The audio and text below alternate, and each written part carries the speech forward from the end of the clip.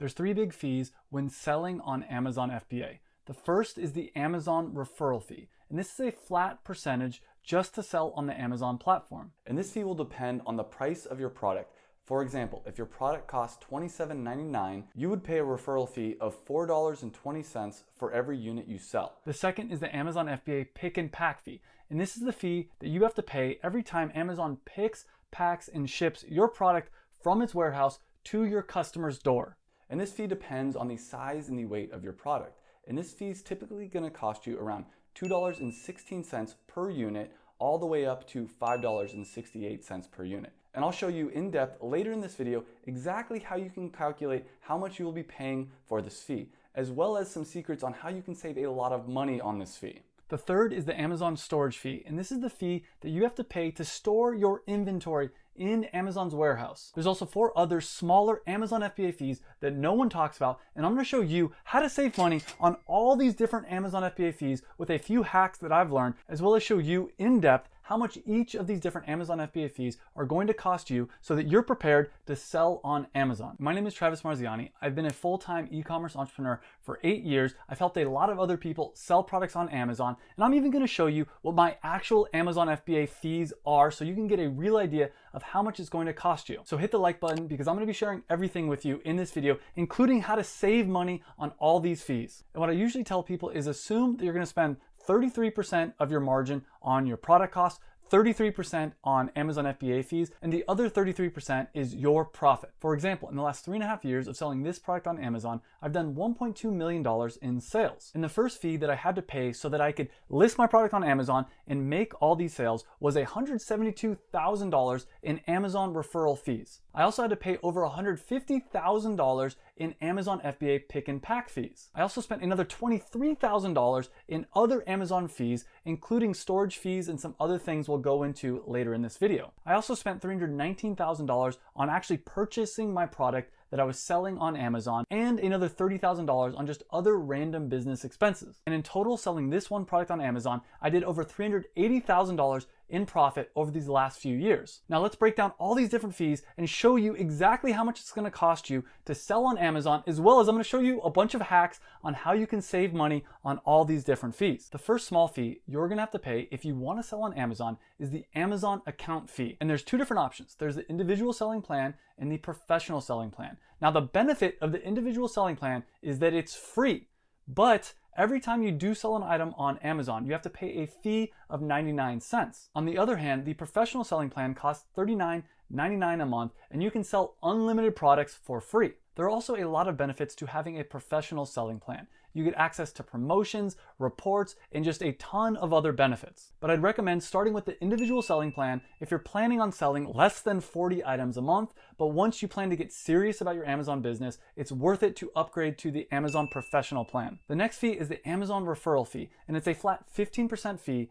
just to sell on the Amazon platform. But there is a trick that you can use to get that percentage down to 5%, and I'm going to show you that hack in just a minute. And whether you're using the Amazon FBA program or you're using FBM, which is fulfilled by merchant, which means that you're actually packaging up the items yourself and shipping them out to your customer, either way, you're going to have to pay this 15% fee, because this is the fee that allows you to list your product on Amazon, and it allows you to get access to Amazon's 140 plus million Prime customers. Now, a lot of people get upset about this 15% fee and think that it's too high and that Amazon is taking too much of their earnings. But I actually think that paying Amazon this fee is 100% worth it, because they've spent billions of dollars marketing the website of Amazon. They spent billions of dollars getting customers to their website and getting people to actually trust their website. And by paying that relatively small fee of 15%, it gives you access to millions upon millions of Amazon customers. Now compare that with if you were to start your own website,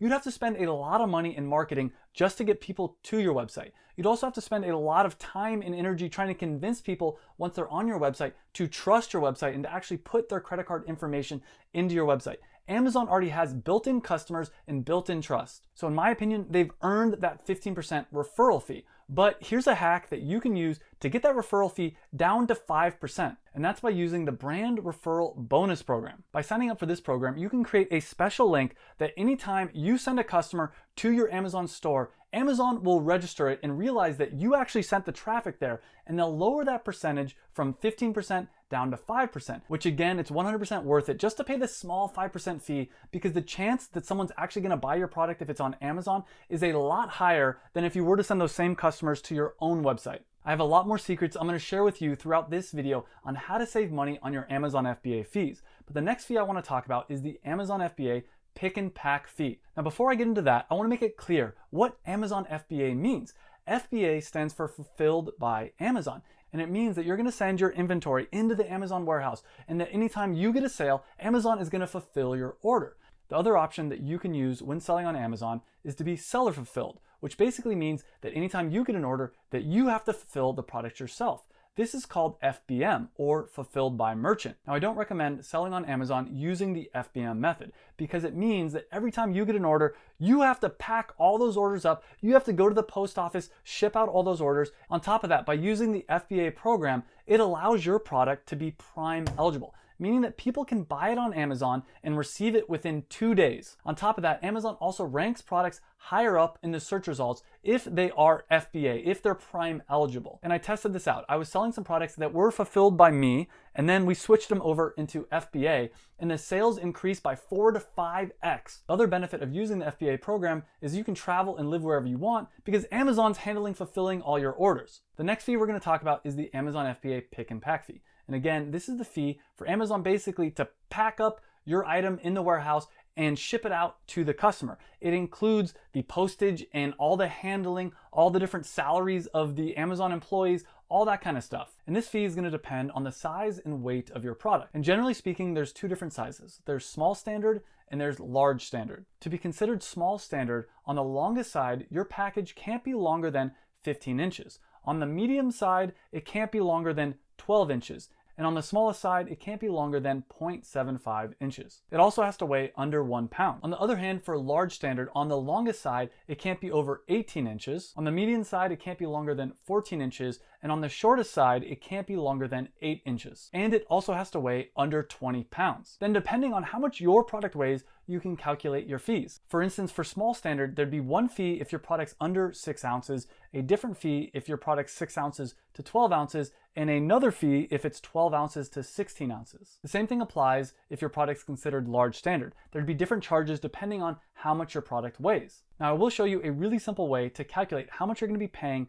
in your Amazon FBA fees in just a minute. But another thing to keep in mind is that this pricing tier applies to most products, but you'll have a different pricing tier if you're in the category of apparel. It costs around 30 to 40 cents more per item that Amazon ships for you if you're in the apparel category. Same thing if you're selling dangerous goods, there is a different fee for that as well. Now, for 98% of people, they'll either be in the small standard or the large standard tier, but there is also an oversized tier. Now, an example of how much you would pay for your Amazon pick and pack fee is my product right here. I have to pay a fee of $4.25 every time I get a sale so that Amazon can pick, pack, and ship out my product to the customer. And that's because it's considered large standard and it weighs somewhere between 12 to 16 ounces. On the other hand, this product, Cocktail Cards, actually weighs over 1 pound. It weighs between 1 to 2 pounds, and it's still considered large standard. And we have to pay a fee of $4.95 for the Amazon FBA pick and pack fee. Now, a really simple way to figure out how much your Amazon FBA fees will be is to use this free Amazon FBA calculator. I'll put a link down below to it. And what you're gonna do is find a product that's a similar size and dimension to your product, put in your item price, and click calculate. And this will tell you how much your Amazon referral fee will be, as well as how much your Amazon FBA pick and pack fee will be. It will even tell you how much your monthly storage cost per unit will be, which is the next major fee that we're going to talk about, and that is the Amazon storage fee. And this is something that a lot of people forget about, but it's very important because Amazon actually charges you every month that you have inventory in their warehouse. And from January to September of every year, they charge 70 cents per cubic foot worth of inventory that you have at the Amazon warehouse. And from October to December, they actually charge you $2.40 for every cubic foot worth of inventory that you have stored at their warehouse. Now, the reason that they do this is from October to December, you're gonna be making a lot of money in Q4 sales. People are buying things for the holidays, and generally speaking, people see a huge increase in sales during this month. And so what happens is a lot of people wanna send in a lot of products into Amazon's warehouse, and to discourage people from sending in too much, they raise the fee that they charge during this time. And the way to calculate how much your Amazon FBA storage fees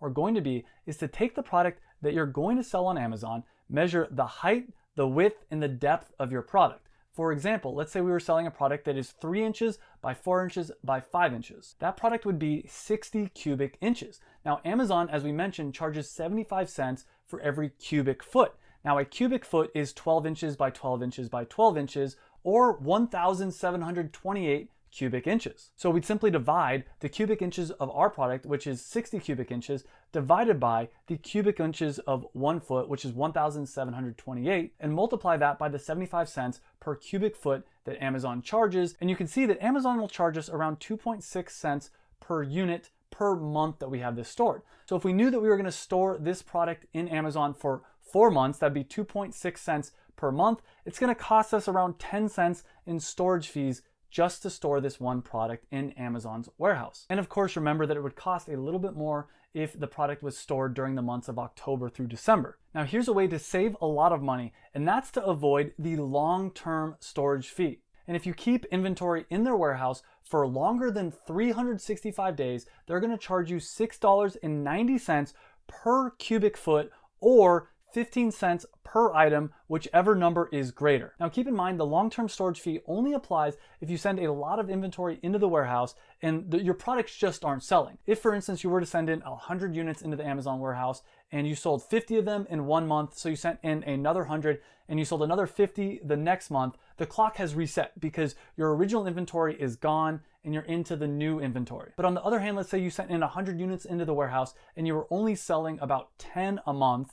Then after 12 months, you'd still have 20 units in there, and they'll start tacking on those long-term storage fees. And one hack that you can use to avoid long-term storage fees is watch your inventory. And if you see it's not selling and you see it's getting close to that 1-year mark, ask Amazon to send you back your inventory, even if that means that you're just gonna package it up again and send it right back into the Amazon warehouse. But ideally, the best way to avoid long-term storage fees is to figure out exactly how much inventory you should send into Amazon. And I go into depth about that and a bunch of other secrets for selling on Amazon in my free Amazon FBA course. I'll put a link down below. It is a ton of content, a ton of valuable information. If you're just starting on Amazon, I highly recommend checking it out. And now I'm going to get into the 4 Amazon FBA fees that no one talks about that you need to be aware of. But before I do that, make sure to subscribe because I have a ton of free content on this YouTube channel teaching you step-by-step how you can sell on Amazon.